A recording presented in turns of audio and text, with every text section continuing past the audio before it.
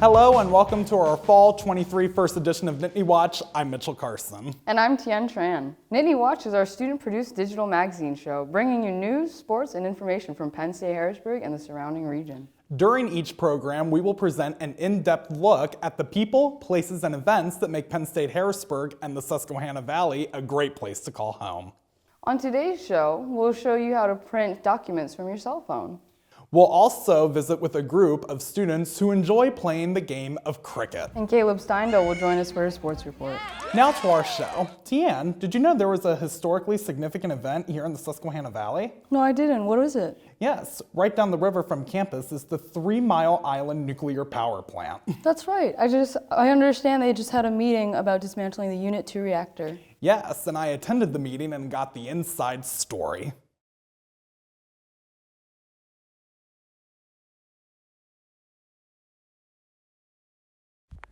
Nuclear power gained attention here in the Susquehanna Valley in March of 1979 when the partial meltdown at the 3 Mile Island nuclear power plant occurred. Since then, the Susquehanna Valley and the nation has been divided ever since on nuclear power.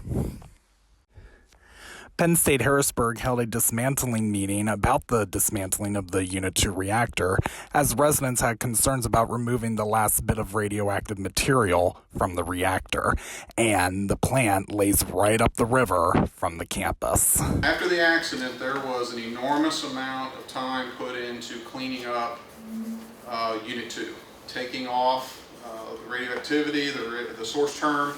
In reality, 99% of the radioactive source term at TMI2 was taken away in the 80s and the early 90s. We are left at 1% that we have the challenge to get off during phase 1 Bravo. You can imagine that they left the hardest 1%, so it gives us the opportunity we have to get that last 1% off. While residents were assured there was nothing to be worried about, there is also the licensing policy they have to follow for nuclear plants as well. Since the end of the 99% move that Frank talked about, the plant was in something called a post-defueling monitored storage, where we just let the radiation material decay away. We monitor, make sure there's no releases, and if there anything changes, then they were going to take action at that time. Now we've actually got a license to go ahead and start cleaning up the material and taking shipments out of here to remove this from the Pennsylvania countryside, which is the ultimate goal, is get this back to a place where everybody can really enjoy. The dismantling team here for the Unit 2 reactor at 3 Mile Island is confident about removing the last bit of radioactive waste and is confident about dismantling the radioactive waste safely. Mitchell Carson, Penn State Harrisburg, Student Media. Well, that's one more chapter in the 3 Mile Island story. I'm glad they can dismantle it safely. Yes, safety is their priority. Mitch, do you know how to use the WEPA printer at school? I'm not sure. I just know that you can use it for uploading files on your computer and for printing. Now we can use mobile software to upload files very easily, and we're going to show you how to do it. Many students who are new to the university have some questions about where to upload files when they want to print them. In this video, I will teach you the easiest way to upload a file and print it. First, we need to download an application. I think the version on your phone is the most convenient, but of course you have the option of submitting the file on the website. After we download the software for the first time, we need to select our school to log in so you can swipe your school ID card to print quickly.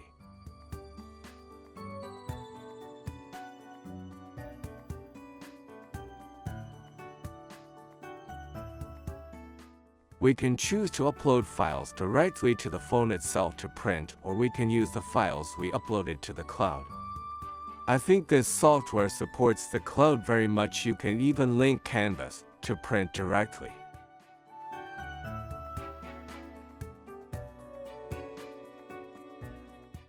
When you select a file to print, you can make detailed settings such as whether to print in black and white or color, whether to print horizontally and front and back, or only select a specific number of pages to print. After setting up your file, it will automatically be uploaded to the print ready list.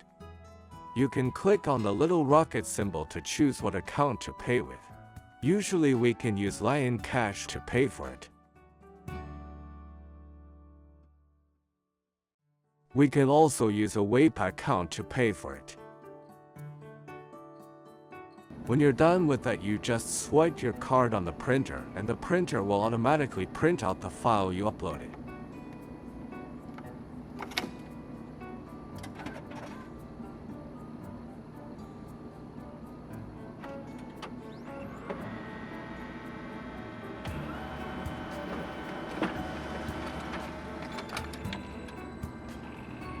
This is Susan from PSH Student Media.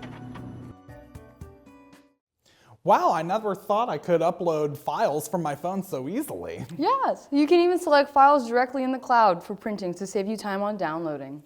Wow, I'm sure going to take advantage of this. You know, speaking of files and software, did you know if you have an active email account at Penn State Harrisburg as a student or employee, you can connect with a tech tutor? You mean I can get some help if I have a computer or software question? Yep. Reporter Lisa Pola traveled to University Park to give us the inside scoop.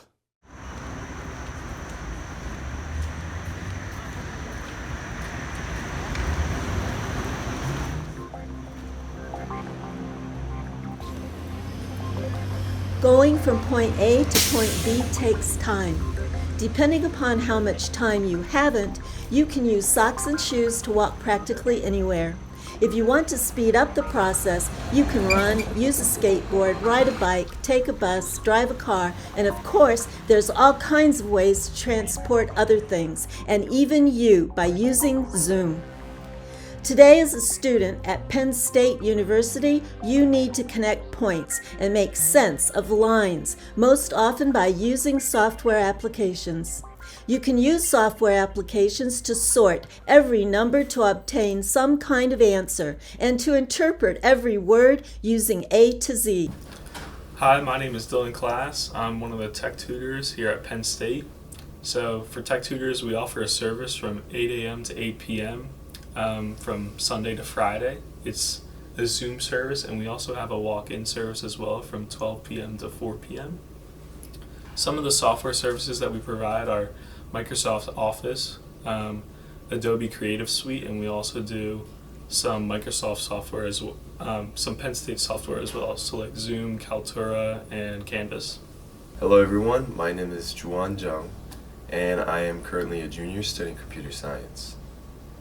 I am part of Technology Tutors, and as Technology Tutors, we help students, faculty, basically everyone with software.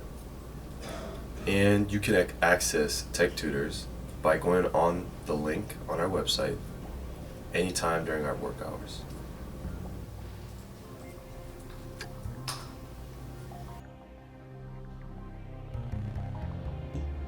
Tech Tutors improves all chances of your success. As a connect point, the real people at Tech Tutors can help you from 8 a.m. to 8 p.m. when you have questions on how to use software applications. Tech Tutors can permit you to get done what you need to get done on time. This is Lisa Pula for PSH Student Media. Tech tutors are available to help you improve your skill set and toolbox for using software applications Sunday through Friday, 8 a.m. to 8 p.m. You can use the link below at itld.psu.edu/techtutors. Thanks, Lisa, and that will be quite useful. We'll be right back. So good to see you guys. So, what's up? Oh, we finally bought a place. Holy cow. You seriously have enough saved to do that? We've been putting a little aside each month. Jeez, at the end of the month, we have nothing left to save. Yeah, I have no idea where it goes. Well, you're spending a lot on... Is it good? Oh, God. Oh, how is my account overdrawn? When it comes to financial stability, don't get left behind. Get tools and tips for saving at feedthepig.org. Welcome back. One of the advantages to coming to Penn State Harrisburg is the wide variety of majors offered. But where do we find out about them? Every year our campus holds a Majors Fest. This past week was our most recent event, and reporter Ben Roberts got the scoop on all of that took place. Penn State Harrisburg held its annual Majors Fest, or Career Fair, on October 5th. The goal of this event was to help provide students with opportunities to meet experts on the different majors offered here on campus. I'm here at the Major Fest to see what students might like to complete their first degree and then continue on for 16 months in the accelerated nursing degree. Hi, I'm Dr. Paul Evitz. I'm the program chair for the CSD department, the Communication Sciences and Disorders.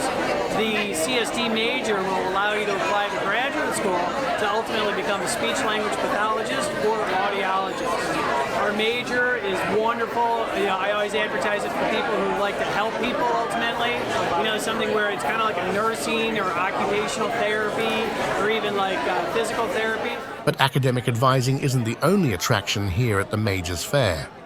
The event also was generous enough to provide a wide variety of food and drinks, with the main course being a walking taco, a regular potato chip bag mixed with all the ingredients of a regular taco.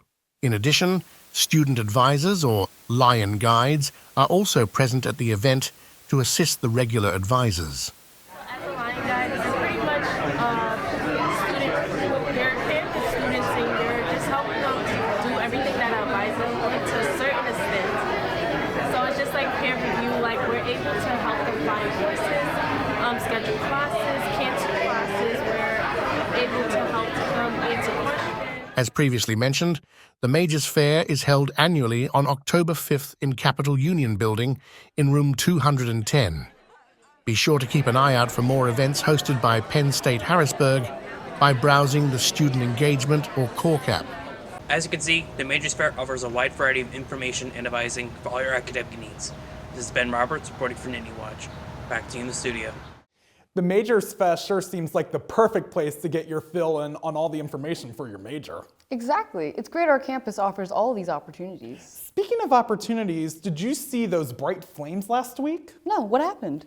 It was the annual Bonfire in the Berg, where students could go and relax and escape the stress of college. Reporter Matthew Wincoop covered the event.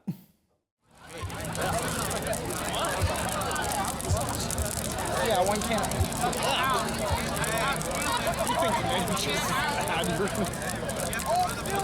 On October 4th, the Office of Student Engagement hosted its annual Bonfire in the Berg. It took place next to the power plant with the assistance of the Lower Sotera Fire Department. There was free food, giveaways, and a band to entertain everybody. The fire was lit at 8 p.m. and burned until 11 p.m. The bonfire provided students with an opportunity to relax and escape the stress of schoolwork while also allowing students to hang out with their friends. Seniors Ben Iskander and Reese Archambault described how they enjoyed the event and how it offered an escape from the stress of college.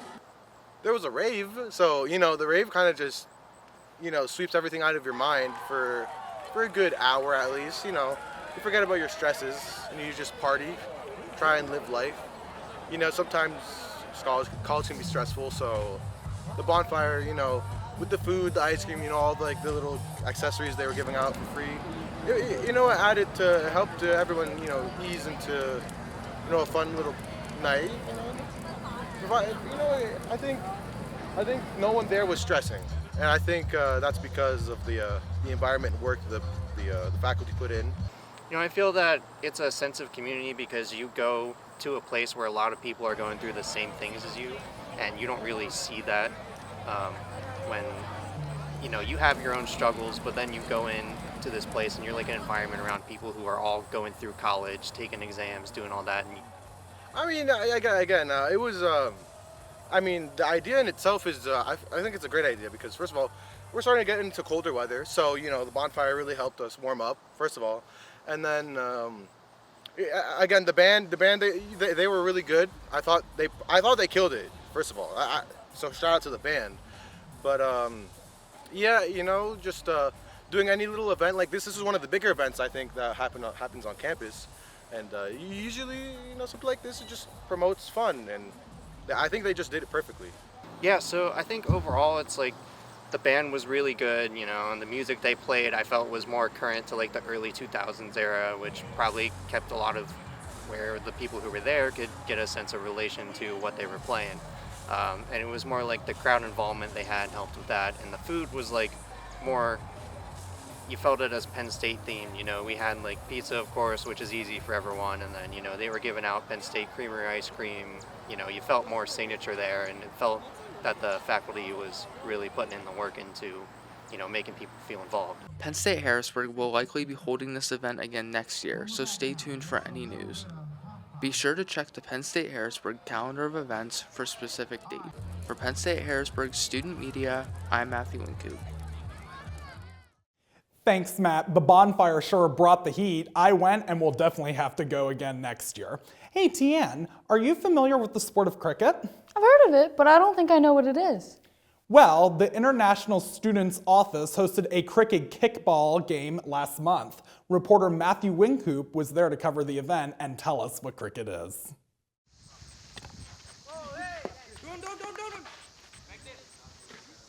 On September 8th, Penn State Harrisburg's Global Ambassadors, a group within the International Students Office, hosted a cricket kickball game meant to bring students of different cultures together. Cricket, a sport that is common in India, may be something domestic students aren't completely aware of what it is. Aryan Natyal, one of the students who participated, provided a description of what cricket is. Yeah, so cricket is pretty much just an international sport. It's like similar to baseball. There's similarities to baseball, but some differences. It's pretty much just hitting and running, but instead of 4 bases, it's back and forth. For further understanding, 2 teams of 11 face off in a cricket game. Rather than 4 bases, batters run back and forth and there are no foul balls. A team gets 6 runs if the ball is hit out of the field on a fly, and 4 runs if the ball is hit on a bounce. There are numerous ways to get out. For more detailed explanations, visit the link below. Cricket and kickball may seem like they are completely different, but they are actually quite similar. Dr. Charles Lord, the Assistant Director of the International Students Office, explains how. They're really comparable in a lot of ways. It's almost a ridiculous notion to say, go to an American and say, do you know how to play kickball? They're so socialized, like, well, what are you insulting me to even ask that question? It's the same thing with Indians or South Asians for cricket. And so it's a deep part of their culture. We want to sort of bring the sort of deepness to them both. So the domestic students would sort of see something that is foundational in their culture, and vice versa. Originally scheduled for Welcome Week, the event was rescheduled due to weather. To keep up to date with future events held by the International Students Office, check out the Cork app or the Student Engagement app, or visit the calendar of events at the link below. For Penn State Harrisburg Student Media, I'm Matthew Wincoop. That was very interesting. I'll have to try playing myself sometime. Me too. To see upcoming events, check out the PSH calendar of events. We'll be right back with Caleb Steindale's sports report after this message. Hey Bobo, do trees tell each other stories? I'm sorry. I'm afraid I don't know that. Hey, why don't we go find out? Listen. Can birds draw pictures? I don't have an answer for that. Dad, do stars visit their friends? Look!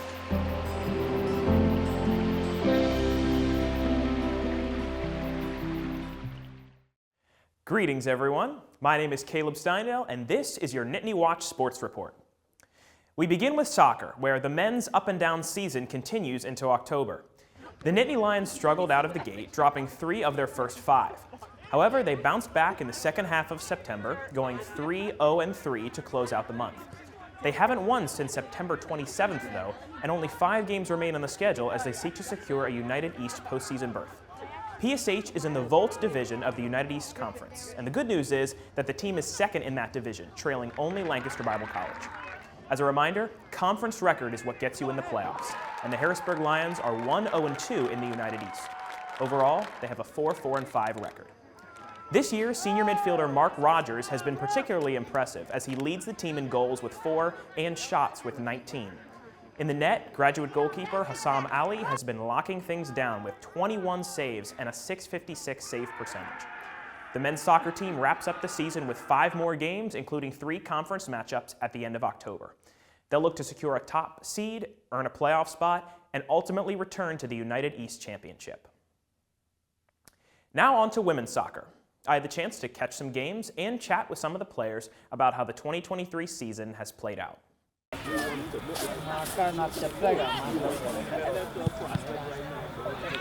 The women's soccer team has put together quite an impressive season in 2023, picking up right where they left off in 2022. The team has made it to the United East Championship game in each of the past 2 years, and they hope to return to the big game this fall. Things have been going really well for us. We actually tied Franklin and Marshall a few weeks back, which they have been receiving votes in the national rankings. They were actually ranked number 25 in the nation at one point, so that was really big for us. And then, yeah, things have been going well. We've been playing regionally ranked opponents and have been doing really well against them. We've had a phenomenal season so far. Looking back on the last 2-3 years, our development has been insane. Looking at our first year, we won the conference, but then looking at how good we are now, it's really, really exciting. We've played some really big teams. We've had TCNJ, Tide F&M. We can compete at high levels, which is exciting. So far this year, the Lady Lions are 7-3-3, and they're first place in the Volt Division of the United East Conference, just above rival Lancaster Bible College. They've been especially impressive lately with a 5-0-2 record over their last 7 games, and they've outscored opponents 20-4 in that span. They haven't lost since September 16th, and they've been regionally ranked for 5 weeks in a row. We treat every game the same, you know. Every game for us is a conference championship game. Every game for us is like an NCAA tournament game. So we try not to treat any team differently than another, but you know, conference games are obviously fun because in the end, there's a championship you're working towards. In order to make the NCAA tournament, we'll have to win our conference. So I think, you know, things are going well, but we still do have 3 more games in conference that we need to win and hopefully earn ourselves a playoff game or 2. The Lady Lions have had a few standouts on the team this year. Senior Kyla Brassois and sophomore Serenity Hill are tied for the team lead in goals with 4, and Kylie Alton leads the team with 4 assists. Sophomore goalkeeper Sydney Molka has been incredible in the net with 37 saves and just 9 goals allowed, and her teammates are impressed with her play. She came off last season as, you know, a pretty awesome goalkeeper. She was earned all region honors as a freshman. So yeah, she had a pretty exciting season last season, and she's continued that work ethic going into this season. Watching her play is so much fun. She's come a really long way. I mean, she came in last year and absolutely crushed it. This year she's been phenomenal in goal for us. She makes the big saves when she needs to, and it really helps us out. Looking ahead, the Harrisburg team has 3 conference contests still remaining on the schedule, including games against Lancaster Bible, Penn State Abington, and Penn State Berks. Those conference games are crucial for playoff seeding. They'll need a top 6 seed to make the playoffs and a first or second seed to get a first-round bye. As the season approaches its conclusion, despite their success, the Lady Lions know that there are still a few areas that are critical for success down the stretch. I think on the attacking side of the ball, we just need to work on finishing. You know, we get in those opportunities a lot, but putting them away for us has not been a challenge, but I think it's something we can continue to work on and grow in. Each game individually, we don't even look at playoffs. Yes, we all want to earn a playoff spot, but we haven't done that yet, so the focus is, you know, whatever game we have. The Lady Lions wrap up their season with 5 more games, including 4 that will be played right here at home as they look to secure a playoff spot. For Nittany Watch, I'm Caleb Steindel. Best of luck to the Lady Lions of Harrisburg as they look to continue their recent success and secure a United East postseason berth. We now move to tennis, which is quickly approaching the end of the fall season. The men's team has had a wildly successful season, compiling an impressive 4-1 record. Most recently, they beat Misericordia 9-0 and York 8-1. In singles, freshman Cooper Wheeler has been remarkable thus far with a 3-0 record. And in doubles, junior Derwin Merka and sophomore Owen Wu lead the team with a 3-1 record. Overall, the Nittany Lions are 16-8 in singles and 7-5 in doubles. On the women's side, things have not gone quite as smoothly as they dropped their first 4 sets. However, the Lady Lions just got their first win of the season, 5-4 over York. Freshman Allison Wooten has been a bright spot this year with a 4-0 singles record and a 3-0 doubles record alongside junior Brianna DeSantis. Both the men's and women's team wrap up the fall season with contests at Susquehanna on Saturday, October 14th. Tennis will resume in the spring. One sport that still has a ways to go in the fall season is volleyball, and the Lady Lions are hoping they can turn things around in the month of October. The team is 7-9 so far, but the girls have lost 6 of their last 8, struggling through the end of September. However, there is plenty of time to recover as they still have 11 matches remaining, including plenty of conference contests. They've been most successful at home with a 5-2 record at the Capitol Union building. Senior Julia Cho leads the team in digs, which occurs when a player hits the ball just before the second bounce. She has 275. Freshman Cameron Whetstone leads the team in kills, which are unreturnable hits. She has 125. Senior Tanira Tubo leads the team in blocks, and senior Katie Richardson leads the team in assists. The Lady Lions will look to finish the season strong as they seek a postseason berth, and they have 5 more conference matchups this fall.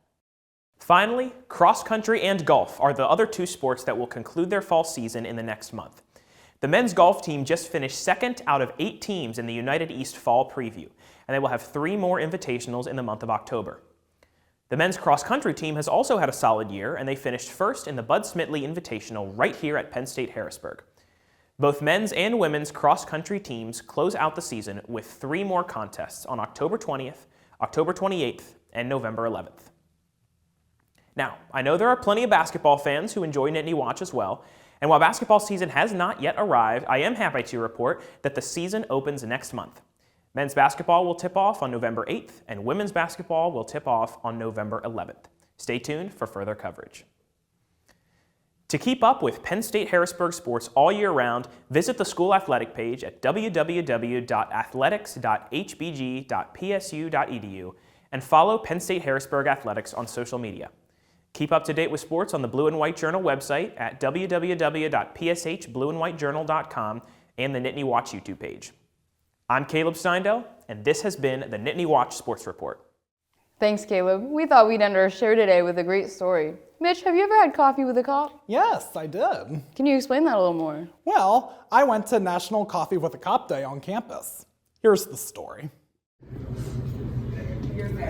Free coffee and donuts were given out on National Coffee with a Cop Day.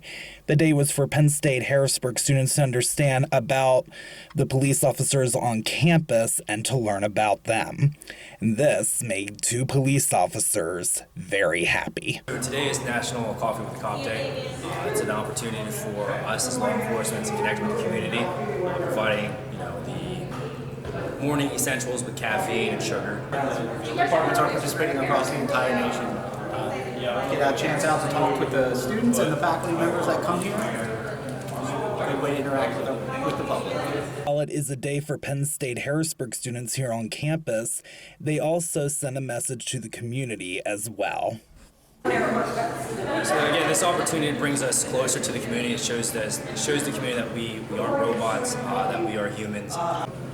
I think what it benefits the students and everything is because then they realize that we have police departments. Mitchell Carson, Penn State Harrisburg, Student Media.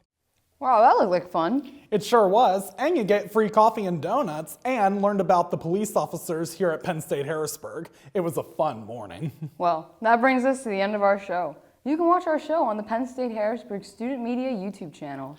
Or check out our link on the Penn State Harrisburg Student Media website, pshblueandwhitejournal.com. For all of us here at Nittany Watch and WPSH TV, thank you for watching.